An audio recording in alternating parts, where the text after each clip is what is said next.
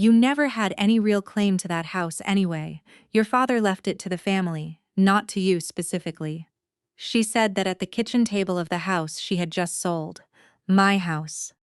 There were 11 people in that room. My Aunt Carol, my cousins Brianna and Derek, my stepbrother Paul, his wife Lynette, and 6 people I barely recognized who had apparently been invited to witness what my mother considered a resolution. Nobody disagreed with her. 2 people looked at their phones. I was 34 years old, standing in the doorway of a house I had lived in, maintained and paid taxes on for 6 years, holding a suitcase I had just wheeled in from a 2-week vacation I hadn't even fully unpacked from yet. The deed had transferred 4 days before I landed. My name was Sarah Holloway, and until 72 hours earlier, I had owned a 3-bedroom house on Clement Road in Deerfield, Ohio, free and clear. What my mother didn't know, what none of them knew, was that I had already made 1 phone call from the airport to Deerfield. Ohio is the kind of town where everyone knows which families have money and which ones just act like they do. We were the second kind, mostly. A split level on Clement Road, a gravel driveway that my father kept meaning to pave, a backyard with a rusted swing set that stayed up long after my sister Denise and I had outgrown it. Population just under 8,000. 1 grocery store, 2 churches we attended for appearances, and a school system where your last name followed you from kindergarten through graduation. My father, Robert Holloway, died when I was 26, pancreatic cancer. 11 weeks from diagnosis to burial. He was not a man who talked about money at the dinner table, which turned out to be its own kind of problem. My mother, Carol. Everyone called her Carol, even us. Starting around the time I was 12, had a way of organizing people into usefulness. Denise was useful. Denise was warm and accommodating, and laughed at Carol's jokes and called every Sunday. I was the one who paid bills on time, showed up with groceries, fixed the gutter in November without being asked. Those are not the same categories in Carol's system. One earns affection, the other earns assignments. After my father died, I moved back into the house on Clement Road, not because anyone asked me to. Because the property taxes were 3 months behind, the furnace needed replacing, and Carol had already started talking about Paul, my stepbrother from her second, brief, mostly unacknowledged marriage, as though he were the responsible one in the family. Paul was not the responsible one. I spent 14 months getting that house stabilized. New furnace. Roof repair on the east side. I paid off the back taxes, for $200, out of my own savings account. When the deed transferred into my name in the spring, it was because Carol signed it over willingly, in front of a notary, in exchange for a written agreement that I would maintain the property and she could remain in her apartment without financial pressure from me. That agreement was still in my filing cabinet when I left for vacation. It was still there when I came home. The first time I understood my place in Carol's hierarchy, I was 28. I had just finished repainting the living room. 2 coats, antique white, 4 days of work around my actual job. When Carol walked in with Paul, looked at the walls and said, Paul was thinking this room might work better as a den. He might need the space eventually. Paul lived 40 minutes away in a 2-bedroom apartment he shared with a rotating cast of roommates. I set the paint roller down. I said, "It's a living room." She moved on to the kitchen like I hadn't spoken. The second incident was Thanksgiving 2 years later. 30 people at the table, Carol at the head. She was recounting how the house had been saved after my father died, and she looked down the length of that table and said, Paul really stepped up for this family when we needed it. Paul had sent a grocery store floral arrangement to the funeral. I had written the check for the furnace. I had my bank statement in a drawer upstairs with the date and the amount, $6,800, in black ink. I ate my food. I said nothing. The third time, she introduced me to her friend Margene at a church luncheon as my daughter who rents from me. I was 32. I owned the house outright. My name was on the deed. I had the property tax bills addressed to me sitting in a folder in my car. I smiled at Margene. I said it was nice to meet her, but it was the fourth incident that mattered. 8 months, one occasion, Carol called me to say she had found a buyer for the family property and that she thought it was time to consolidate. I told her calmly, clearly, and in a text message I still have, that the house was not hers to sell, that I owned it, that the deed transfer had been legal, notarized, and recorded with the county. She replied, "We'll see." I booked my vacation 3 weeks later, 2 weeks in Portugal, flights, hotels, everything prepaid. I told Carol I was going. I told Denise I was going. I set my mail to hold when I landed back in Columbus on a Tuesday afternoon in October. There was a voicemail from a neighbor named Ruth, asking if I knew there had been a moving truck at my house the previous Thursday. I did not know that. I called my attorney from baggage claim.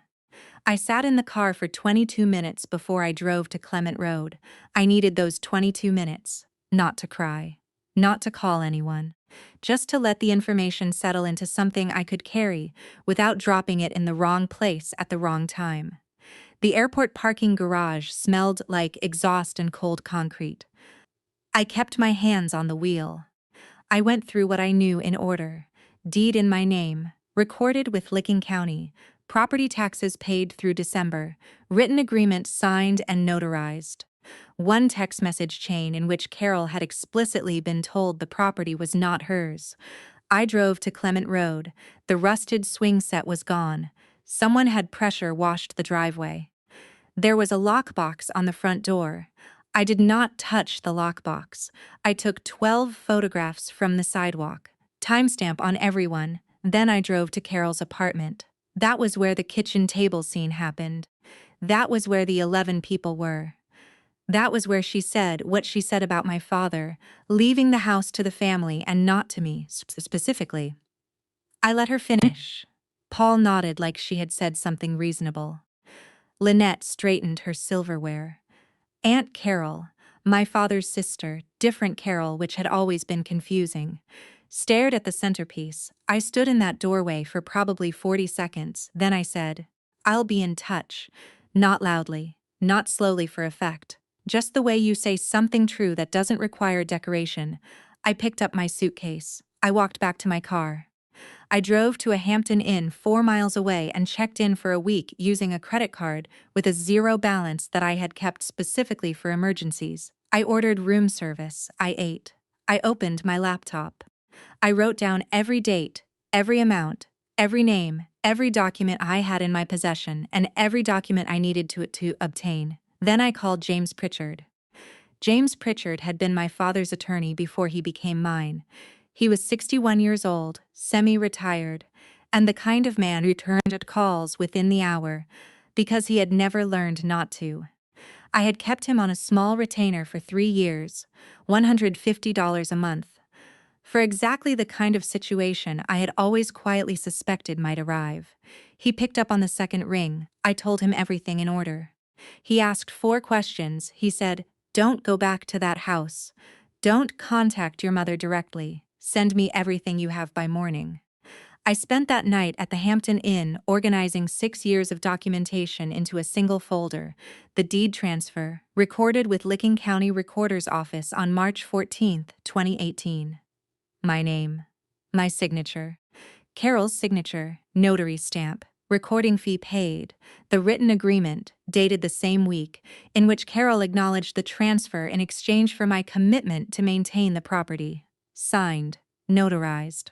Witnessed by James himself, bank statements showing $4,200 paid in back property taxes in February 2018, $6,800 for the furnace replacement in April 2018, $3,000 for roof repairs in 2019, $1,450 for electrical work in 20 and 21. Total out-of-pocket across 6 years, $31,640, documented to the $40 tax bills addressed to Sarah M. Holloway at 4 and 12 Clement Road for 6 consecutive years. The text message chain from 8 months prior in which I had explicitly told Carol the house was not hers to sell, and she had responded, "We'll see." James called me at 7:14 the following morning. He had already pulled the county records. Carol had signed a quitclaim deed 4 days before I landed.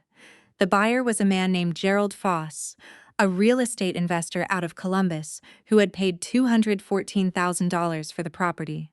The sale had closed in 4 days, which meant someone had moved very fast and very deliberately while I was in another country. Gerald Foss had not yet taken possession. The lockbox was his. But he had not moved in. That window mattered enormously. James said he needed 1 business day. He said the word fraudulent conveyance with the same tone another person might use to say good morning. He contacted Gerald Foss's attorney directly, attached the recorded deed, the notarized agreement, the tax records, and the text message chain, and informed them that Carol Holloway had sold a property she had no legal right to sell, and that his client intended to pursue full remediation, including recovery of all associated costs and legal fees. Gerald Foss's attorney called back in 3 hours. Gerald Foss had not known. His attorney had not known. The title search had missed the existing agreement, which James described to me later as either negligent or deliberate, and said we could pursue that question separately if I wanted to. I told him to focus on the house first. The reversal was formalized on a Thursday morning. 11 days after I came home from Portugal, Gerald Foss's attorney filed a consent to rescission. The $214,000 was clawed back from Carol's account. She had already moved $180,000 of it into a joint account she shared with Paul, which James noted in his documentation without commentary, because the commentary wasn't necessary. The county recorder's office processed the rescission within 48 hours. The lockbox came off the door on a Friday afternoon. I changed the locks that same evening, alone. With a deadbolt set I had purchased at the hardware store on Maple Street for $34, James sent 1 letter. That was all it took. 1 4-page letter with 17 attachments. The meeting where Carol was informed happened at James's office, not at a kitchen table. It was not the same 11 people. It was Carol, Paul, their respective attorneys, James and me. 12 days after I had stood in that doorway with my suitcase and said, "I'll be in touch," Carol's attorney had advised her before she walked in. She already knew the outcome. She sat down across the conference table in a gray cardigan I recognized from Christmas 3 years ago. And she looked like someone had removed something structural from inside her. Paul's left knee bounced the entire meeting. Lynette was not there because she was not relevant to the legal matter, which I suspected Paul had not fully explained to her yet. James walked through the documentation in order. Deed, agreement, tax records, transaction timeline, the text message. He was unhurried. He set each page down flat on the table as he finished with it. When he finished, he looked at Carol's attorney and said, "I think we're in agreement about where this stands." Carol's attorney said yes. Carol said nothing. I waited until the room had gone completely quiet, then I slid a single document across the table. It was a copy of the notarized agreement she had signed 6 years earlier.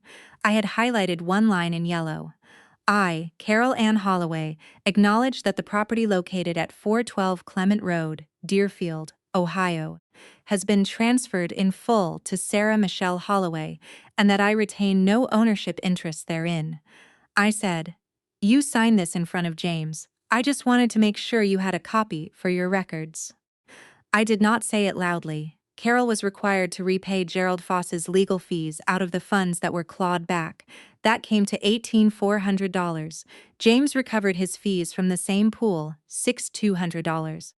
The title company that had missed the existing agreement during the sale settled separately for $22,000, which I put directly into a home repair account I opened the following week. Paul lost the $180 Zone he had been holding in that joint account for 11 days. I was told by Denise that he had already mentally spent a significant portion of it. I did not ask for details. Denise called me 2 weeks after the meeting. She said she hadn't known. I believed her because Denise had always been many things, but she was not a planner. She cried. I listened. I told her I wasn't angry at her specifically, and that was true. She asked if we could have lunch sometime, and I said maybe, and I meant it as maybe, not as yes. Aunt Carol, My father's sister sent a handwritten note that arrived on a Wednesday, 3 paragraphs. She said she had suspected for years that something was wrong with the dynamic in our family. She said my father would have been ashamed. She said she was sorry she had stayed quiet at that kitchen table. It was the most honest piece of communication I received from anyone in that room. I kept the note. I put it in the same folder as the deed. Carol herself did not apologize. Not in the meeting, not after, not through Denise. Not through any of the 11 people who had been in that kitchen. I waited the appropriate amount of time to confirm this was not an oversight on her part. It was not an oversight. I had expected that. I had not expected it to matter as little as it did. What mattered was the deadbolt. What mattered was my name on the county record. What mattered was that Gerald Foss, who turned out to be a reasonable man in an unreasonable situation, sent a brief email through his attorney saying he hoped the matter had resolved fairly for me. I wrote back and said it had. The house on Clement Road still had the rusted swing set anchor bolts in the backyard where my father had cemented them in 1993. I had never removed them because I could never decide if they were something to keep or something to let go of. After everything, I decided to keep them. I live on Clement Road now, still. The furnace I paid for runs quietly every winter. The roof I repaired has held through 4 storm seasons. The deadbolt I installed myself locks from the inside every night. What I lost is harder to name than people expect. It wasn't the house. I got the house back. It was the particular kind of hope that lives in you when you believe that the people who raised you are operating in good faith even when they're difficult. That hope had a specific weight. I didn't notice it until it was gone, and I felt lighter in a way that wasn't entirely comfortable. What I gained was simpler. I gained clarity. I know exactly who showed up in that conference room. I know exactly who sent a handwritten note on a Wednesday. I know exactly who stayed quiet at a kitchen table when it mattered. People will tell you who they are if you give them a high-stakes moment and say nothing. I understand now that documentation is not distrust. Keeping records, saving texts, filing paperwork, knowing where your agreements are, that is not paranoia. That is self-respect in a form that holds up in a county recorder's office. I understand that the quietest person in the room is not always the weakest one. Sometimes she is simply the one who has already made her decision. I am 34 years old. I own my home. My name is on the deed, the tax records, and every piece of paper that matters. Nobody gave that to me. Nobody can take it. If this story sounds familiar, if you are sitting somewhere right now with a document you're not sure you need to keep, a text message you almost deleted, an agreement that exists only in someone's word, keep the document, save the text, get it notarized. The people who count on your silence are counting on exactly that. And if you found yourself nodding along at any point in this story, share it with someone who needs to hear it. Subscribe if you want to see what happens when quiet people stop being patient. Every story on this channel is proof that the most powerful thing you can say in the right room, at the right time, is simply, I have the paperwork.